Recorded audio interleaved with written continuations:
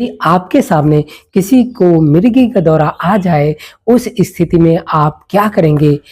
अपने आस-पास जो आसानी से मिल जाने वाली जड़ी-बूटियों का प्रयोग हम कैसे करेंगे? इसके अतिरिक्त हमारे किचन में, रसोई घर में उपस्थित कुछ मसालों का प्रयोग करके हम मिर्गी के दौरे की समस्या से कैसे अपने आप को बचाएँगे?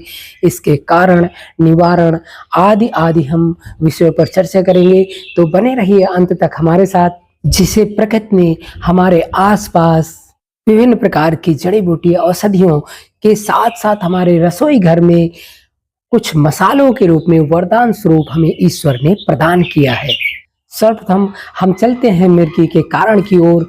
इसका प्रमुख कारण है, देखिए, एपिलेप्सी यानी मिर्गी एक ब्रेन डिसऑर्डर की प्रॉब्लम है, जिसके अंतर्गत दौरे आते हैं। इसमें ब्रेन के सेल्स यानी न्यूरॉन्स की इलेक्ट्रिकल एक्टिविटी बढ़ जाती है, जिसके कारण अचानक से दौरे आ जाते हैं। भारतवर्ष में 50% कारण फल सब्जियों को धोकर ना खाने के कारण उनमें उपस्थित बैक्टीरिया वो मस्तिष्क में चले जाते हैं और न्यूरॉन्स को इम्बैलेंस कर देते हैं, उनकी इलेक्ट्रिकल एक्टिविटी को बढ़ा देते हैं, जिससे अचानक दौरा आ जाता है। ओल्ड एज यानी बढ़ती उम्र में एक ब्रेन स्ट्रोक इसका एक दूसरा कारण भी हो सकता है। इसके अतिरिक्त ब्रेन ट्यूमर भी एक इसका प्रमुख कारण है।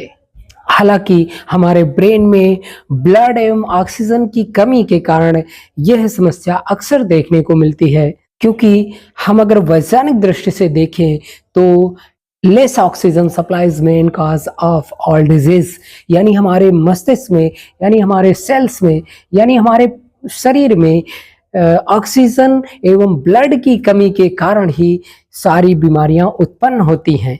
इस समस्या के बढ़ने का एक कारण और भी है। भारतवर्ष में इसे भूत प्रेत के रूप में भी लोग देखते हैं और झाड़ फूंक के चक्कर में ये समस्या बढ़ती जाती है, और फिर जब ज़्यादा समस्या बढ़ जाती है तो अनेक समस्याओं का सामना करना पड़ता है। एपिलेप्सी यानी मिर्गी के लक्षण के बारे में हम चर्चा करते हैं तो मुंह से झाग आना, अचानक आंखें ऊपर टंग जाना, अचानक से मूर्छा आ जाना आदि यह समस्याएं, यह लक्षण देखने को मिलते हैं। अब हम चलते हैं मिर्गी यानी एपिलेप्सी के निवारण के क्रम में।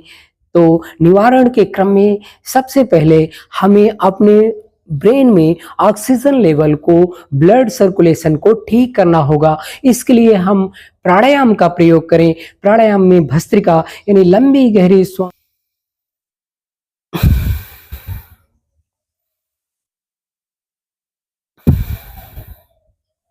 कम से कम 5 मिनट नॉन स्टॉप इसको करने का धीरे धीरे प्रयास करें। आप देखेंगे आपका मस्तिष्क हल्का हो जाएगा, आपके मस्तिष्क में ऑक्सीजन लेवल बढ़ जाएगा।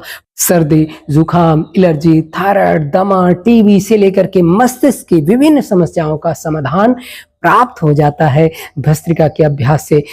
दूसरा, प्राणायामों के क्रम में दूसरा अभ्यास है अनुलोम विलोम। अनुलोम विलोम कैसे करेंगे?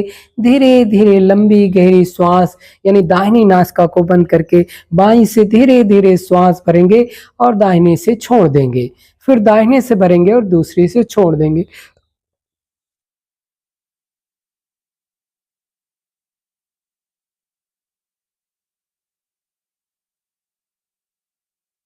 इस अनुलोम विलोम को करने से हमारे शरीर में जो नाड़ी तंत्र है, नस नाड़ियां हैं, 72 करोड़ 72 लाख 10,201 नस नाड़ियों का शोधन हो जाता, ब्लड एवं ऑक्सीजन की पूर्णतया भली प्रकार से सप्लाई होने लगती पूरे शरीर में, और जो डीजनरेट सेल्स हैं वो रीजनरेट होकर के हमें स्वस्थ जीवन प्रदान करते हैं।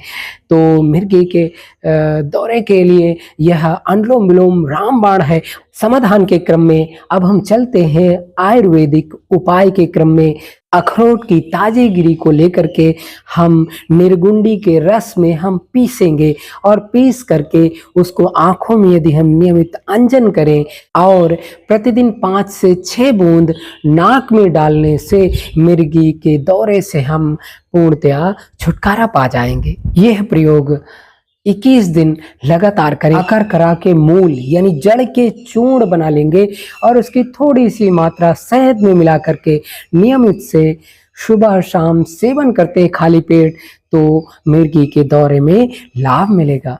अगस्त पत्र चूर्ण एवं काली मिर्च को सम भाग में लेकर के इसको हम बारीक पीस लेंगे और पीस करके अब हम इसको गोमूत्र में पेस्ट बना लेंगे और इस पेस्ट को मिर्गी के रोगी को सुंघाने से उसमें आपको मिर्गी के दौरे से लाभ मिल जाएगा।